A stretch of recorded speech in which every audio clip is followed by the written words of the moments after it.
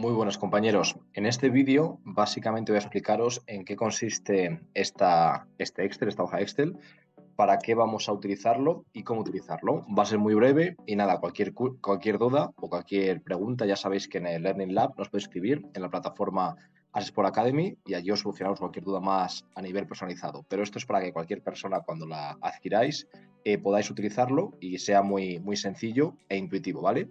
Así que vamos a por ello. En primer lugar, para hacerlo de forma muy precisa, esto no es realmente obligatorio, obviamente ayuda a que el valor del pliegue sea mucho más realista, pero yo muchas veces cuando doy mal de tiempo no lo he hecho, ¿vale? Entonces, os lo pongo aquí para que sepáis cómo debe hacerse y cuáles realmente las normas marcadas por la ISAC, que es como la organización que regula el tema de antropometría, pero bueno, yo no siempre lo hago, ¿vale? Pero quería que lo tuvieseis por si decidís hacerlo de la forma más profesional y más correcta posible. Entonces aquí veis cada uno de los puntos anatómicos, básicamente puesto a nivel de localización, y si queréis buscar ya la teoría del punto, yo lo miré en internet porque es muy sencillo, pero aquí he buscado algo que os sea muy fácil, muy intuitivo y que os lleve poco tiempo. Por al final siempre tenemos varios jugadores o bastantes jugadores y es muy complicado hacerlo mejor que esto, ¿vale?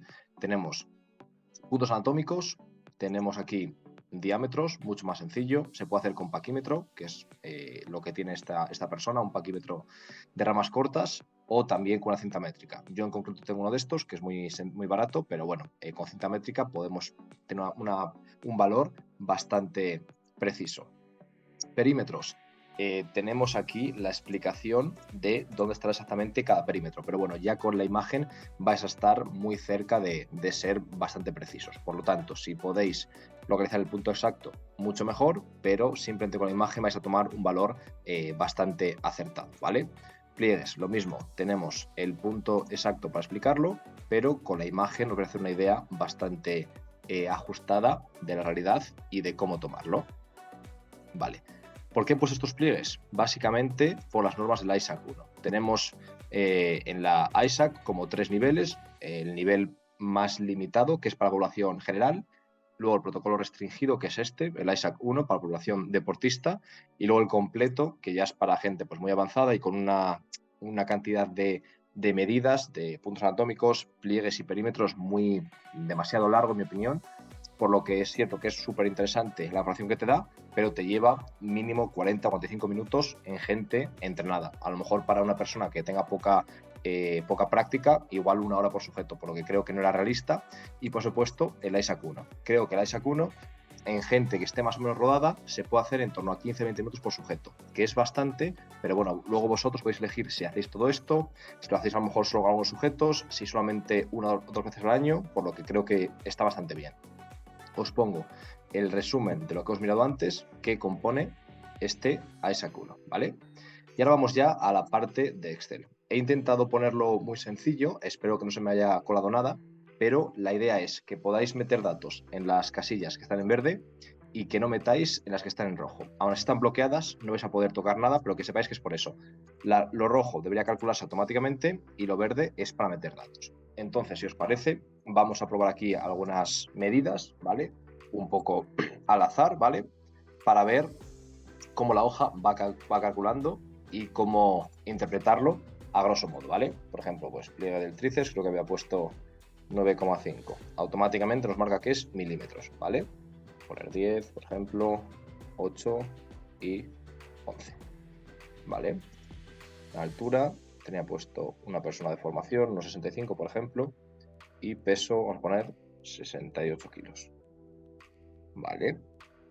Diámetro de la muñeca, vamos a poner, tiene que estar en metros, por lo que quizás sea interesante 0,07 y aquí 0,11, por ejemplo, ¿vale?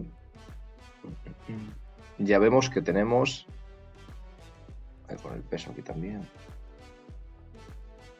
vale, masa grasa, porcentaje de masa grasa, masa ósea, masa residual y masa muscular.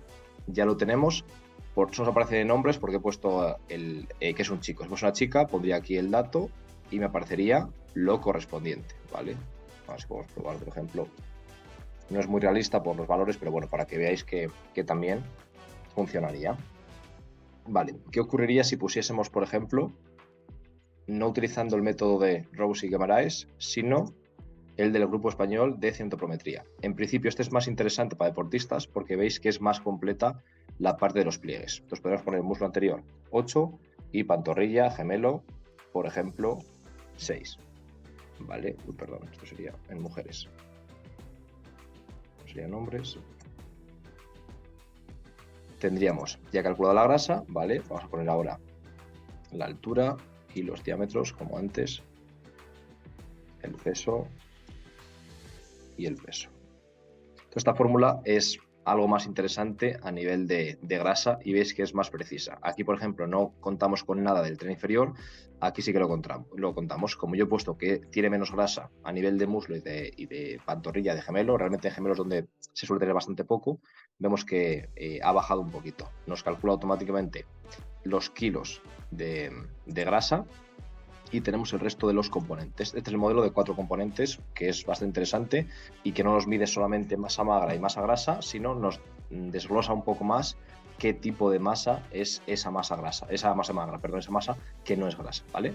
Vamos ahora a la somatocarta. Solo con esto ya podemos decidir cómo hacer el informe y cómo intentar dárselo al deportista o al entrenador, y ya va a ser interesante de por sí. Pues decirle tanto de músculo, tanto porcentaje de grasa o en kilos o en porcentaje como queramos y cómo va evolucionando. Ya de por sí va a ser interesante, con diferentes gráficas.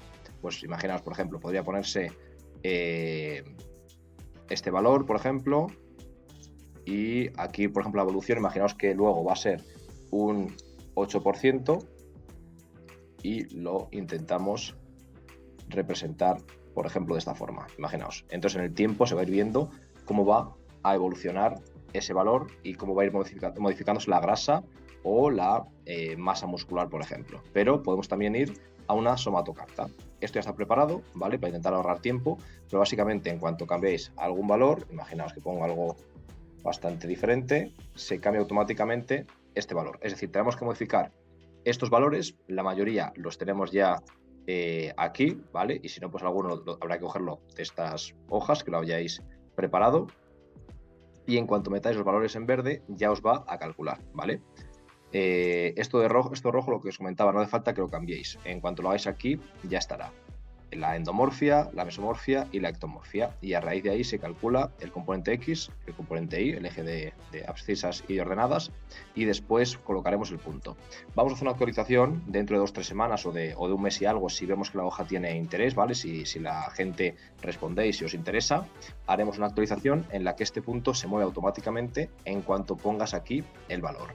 Y también la ectomorfia se calculará un pelín más automáticamente. Es decir, la ectomorfia hasta ahora tenéis que meter los datos y os va a dar diferentes valores, pero tenéis que saber que solamente si el IP, si índice ponderal, es mayor de 40,75, cogeréis el rojo. Como en este caso no lo es, ¿cuál cogemos? El amarillo, porque está entre 38,25 y 40,75. Entonces sabemos que hay que fijarse en este.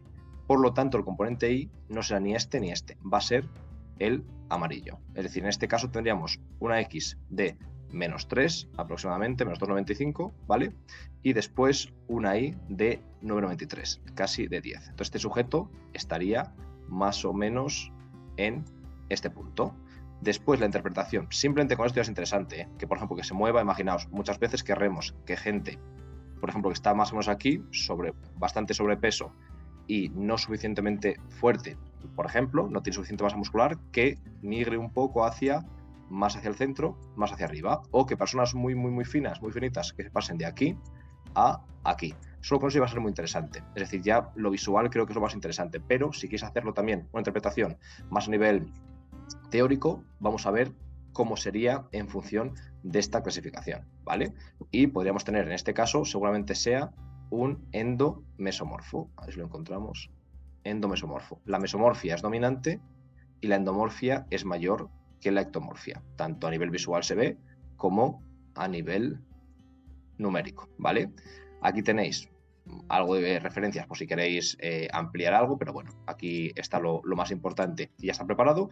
Y nada, deciros que ya sabéis, tenéis esta hoja disponible tanto en Asesport Academy, lo tenéis aquí en diferentes hojas, tanto como en el Learning Lab. Es decir, cualquier persona que esté en Learning Lab ya tendrá incluida y además podéis adquirirla si solamente os interesa esta hoja y no el resto del Learning Lab, ¿vale? Así que nada, un abrazo compañeros y nos vemos pronto.